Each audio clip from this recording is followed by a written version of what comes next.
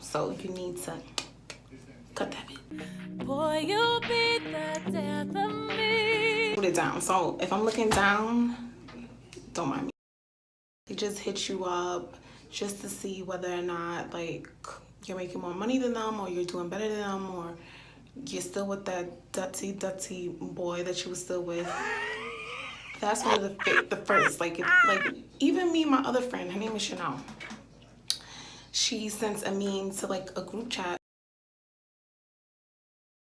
for someone to ask you how your boyfriend's doing or whatever. And I'm like, it depends on the person. Because some people, they just want to know because they want to see if you're still miserable. Or they just want to see if you're okay because that person probably was like not the best to you. So that's number one, fake checkups, just to measure whether or not, especially if that hoe is like, oh, how much money do you make? I remember this one of my fake friends before.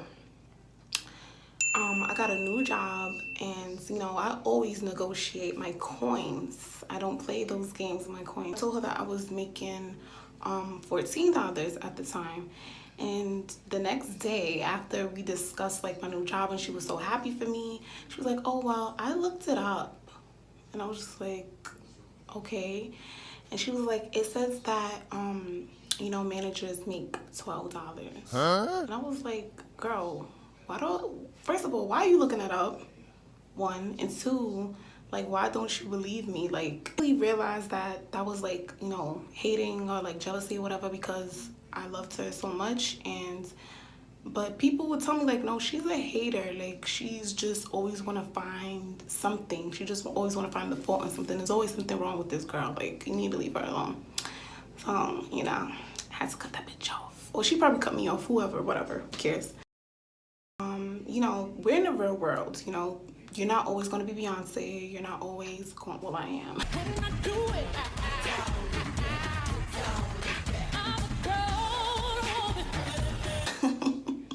You're not really have a grit. Like my best friend always likes to say, you really have to have grit. You really have to push yourself. You have the most confidence in the world, but if you have like a whole bunch of haters around you, you're going to be dragged down. Period. You know, I would randomly hit up like, you know, songwriters, and a lot of people wouldn't hit me back up, but one person in particular, and she's actually on Love and Hip Hop now, you know, she hit me back up and she was like, oh, so what do you do? So I told her, you know, I like to make videos and this, that, and the fourth. Like, I just graduated from audio engineering school. And she was like, that's so freaking dope. Like, we need more females in the industry doing things like that. And she was like, are you in LA? And I'm just like, no, I'm not in LA. But I would love to work with you, and I will work for you for free. Like, I just want the experience. So I guess she liked that. Her and her husband, you know, followed me. It was actually Lyrica from Love and Hip Hop, and her husband, I don't think he was her husband at the time. Actually, he was just her boyfriend at the time. This was years ago, like probably. And she was like, well, if you're in LA, come. So I booked a flight like probably that night or like a week after. I only had like $300 to my name, literally. The flight was one way. I got a deal on JetBlue for $150. Mind you, I didn't even have a ride to the airport, nothing. Like, I didn't even have a place to live. So, you know, I was telling multiple people, that's the number one thing. Never tell a bunch of people your dreams, because they will make you feel like you can't do shit. You guys, like, I was gonna live in LA, and second thing I had to do was find somewhere to live. So I asked one of my family members, like, can I just stay out there for like the summer or whatever? Like, I wasn't gonna leave. Unacceptable! You can't trust family, because I really was gonna just be out there. She was like, I don't care, like, are you allergic to cats though? And I'm like, nah. And then another thing, she was in San Diego and Lyrica was in LA. So that's like a 3-hour trip. That's like going from Brooklyn to the Bronx every day to work. But I didn't care. Like, I was like, I told my cousin everything, and she was like, well, I have a car. Like, everything was lined up perfectly. And I told my friends, and I told one friend in particular, and she was like, you don't have no money for that. LA is very expensive. I'm like, well, New York is very expensive. I'm living here. What are you talking about? You know, so I shut that down. But then this other friend, she literally was like, no, you shouldn't do it. Like, we're gonna delete your. And I trusted in her judgment so much that I lost the 150 to my airplane ticket, and that was just like a lesson for myself. So always believe in myself over everything, you know. Gosh, they never give you compliments. Like, if you know you be looking good as fuck, your makeup be on point, this, that, and the fourth, and they don't say, you know, like, oh, you should do this to your makeup, or like try to help you out, or don't even give you compliments, they're fucking hater. They just watching you either suffer, look like a crazy bum, or they see you glowing up and they're just hating on the sidelines. Like, and if you're someone's close friend or whatever, you should be the first one rooting them on. But you know, fake. All right. For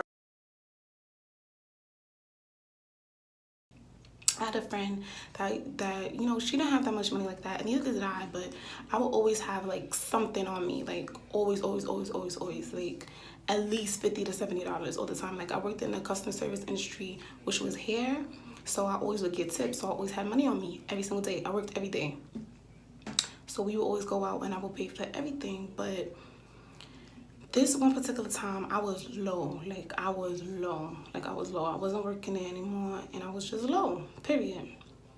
She finally, you know, took me out a few times, like maybe 2 or 3 times, and we go to this really expensive restaurant, and this, I was like, oh, I'll pay. And she gonna say, finally. And I'm just like, oh, really? I've been paying for your dinners for like 7 years, my nigga. Huh? And it didn't even cross my mind, like, damn, she don't pay for nothing. Like, it didn't even cross my mind, because I'm just such a giving person. Like, and sometimes people take it kind of as a weakness, so be mindful of that. That's how you know they're fake. When they never, like, they see you always giving, and never think to themselves and stop and say, hey, let me chip in this time. Like, that's fake. When it comes to you, all they say is, damn, that's crazy, that's crazy, that's crazy. Like, they go in on their problems, and you be sitting there with them like, oh, looking at the pros and the cons. But when it comes to you, they be like, oh, that's crazy, oh. They just don't seem interested, is basically what I'm saying. Like, they don't seem interested in you as a person. They only want to talk to you when it's involving themselves. Getting free, and guys start to come over and give you drinks and stuff like that, and they're cock blocking. When I get drinks and stuff like that from guys, and food and all that stuff, like if we're going out, the first thing I say is, are you getting something for my friend too? So if they like cock blocking while in fact you're helping them, you know that person is hater. But vibes never lie. So listen to your intuition, listen to what your gut is telling you. Don't be influenced by other people, and always know that your vibes, your intuition, vibes between you and the other person don't lie. So if you feel like they're a hater, then most definitely they are, sis. All right, guys, thank you so much for watching, and please subscribe, and please love me, because I love you. I do.